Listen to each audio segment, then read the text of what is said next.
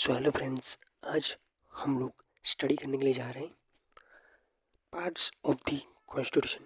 Means कि जो constitution है उसके कितने पार्ट्स हैं और कौन कौन से जो पार्ट्स हैं वो इम्पोर्टेंट हैं, वो हम लोग देखेंगे। तो चलिए स्टार्ट करते हैं। ओरिजिनली 8 शेड्यूल, 22 पार्ट्स, 395 आर्टिकल्स हमारे कॉन्स्टिट्यूशन के अंदर है, बराबर।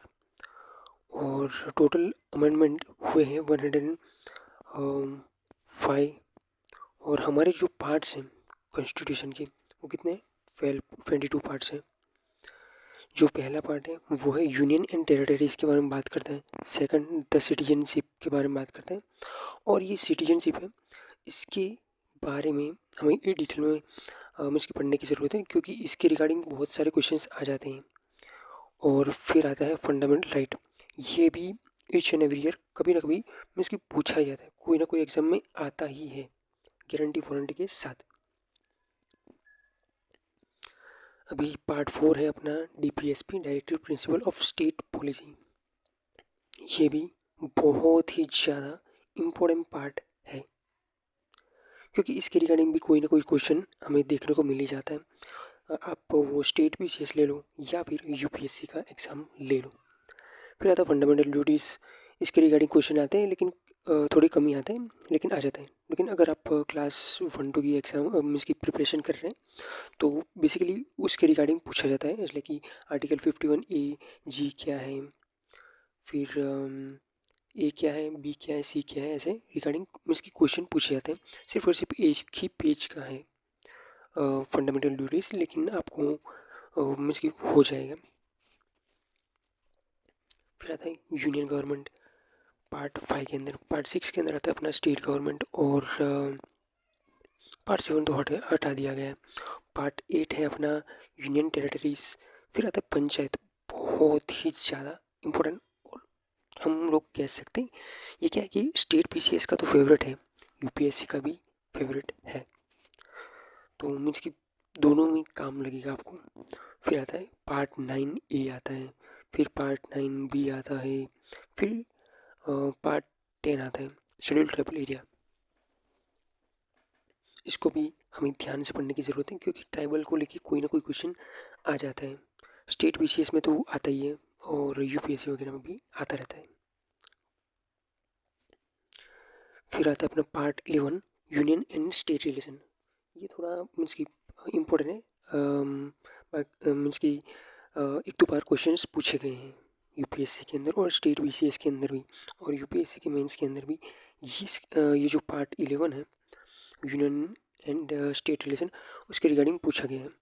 और पार्ट 12 आता है अपना फाइनेंस प्रॉपर्टी कॉन्ट्रैक्ट। फिर आता है trade and commerce with in India, part 13 के अंदर आता है। पार्ट 14 के अंदर आता है अपना service under union and states, क्या क्या सर्विसेज है ये सब कुछ। और ट्रिब्यूनल, पार्ट 14A,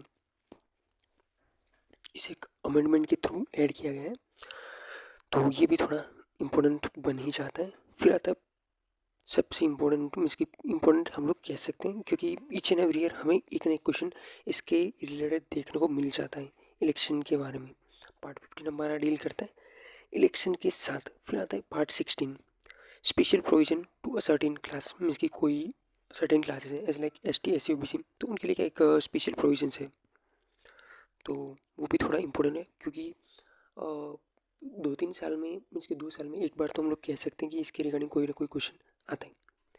और पार्ट 17 वो आता है, लेकिन आप ज़्यादा रिवाइज ना करो तो भी चलेगा, क्योंकि इसके रिगार्डिंग क्वेश्चन बहुत ही कम आते हैं। लेकिन अगर आप क्लास 1-2 की तैयारी कर रहे हैं इसलिए कि स्टेट BCS वगैरह, तो उसके अंदर पूछे जाते हैं कभी कभार। फिर आता है इमरजेंसी प्रोविजंस, ये भी पूछा गया है। Miscellaneous part 19, part 20 amending the constitution, तो इसके रिगार्डिंग भी मीन्स कि क्वेश्चंस पूछे गए हैं। आई थिंक 2 to 3 क्वेश्चन्स तो पूछे ही गए हैं गारंटी वारंटी के साथ। PYQ जब मैं कराऊंगा तो आपको बताऊंगा कि भाई कौन से पार्ट में से कितने क्वेश्चंस पूछे गए हैं और किस प्रकार से पूछे गए हैं। और अमेंडिंग द कॉन्स्टिट्यूशन, उसके अंदर से कितने क्वेश्चंस पूछे गए हैं। आई थिंक 3 क्वेश्चन तो पूछे ही गए हैं। फिर आता है अपना part 21 temporary and transition and special provision. फिर अपना पार्ट 22 लास्ट वन आता है, short title date and commences. So बस इतना ही है। हमारे पार्ट कितने हैं? टोटल 22 है और 8 शेड्यूल्स हैं।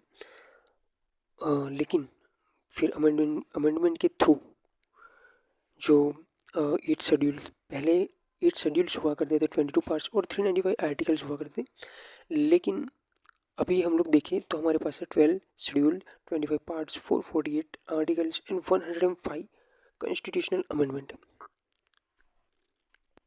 ये कभी कभार पूछा जाता है स्टेट बीसीएस के अंदर कि भाई पहले कितने थे पार्ट्स, पहले शेड्यूल्स कितने थे, पहले आर्टिकल्स कितने थे। आर्टिकल्स का तो नहीं पूछा, लेकिन जो पहले कितने शेड्यूल थे वो पूछा गया, और पहले कितने पार्ट्स वगैरह थे वो कभी कभार इसकी क्लास 3 की एग्जामिनेशन होती है उसके अंदर पूछा जाता है। और दूसरा है तो हम इसके थोड़े बहुत क्वेश्चंस भी देख लेते हैं कहाँ कहाँ पर पार्ट्स के बारे में पूछा गया है।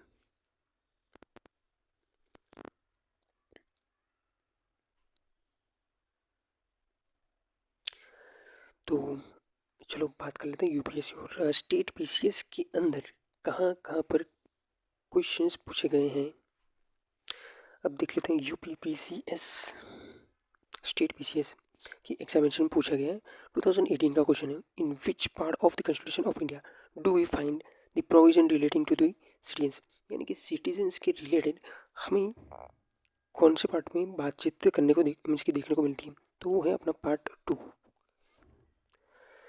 फिर दूसरा क्वेश्चन है, वो which among the following provisions part of the constitution is not correctly mentioned, means कि यहाँ पर दिए गए हैं यूपी पीसीएस में, स्टेट पीसीएस में पूछा गया है 2023 का क्वेश्चन है कि ये जो पार्ट्स हैं वो एक करेक्ट ऑर्डर में, सीक्वेंस में या फिर एक पर्टिकुलर वे में है या नहीं।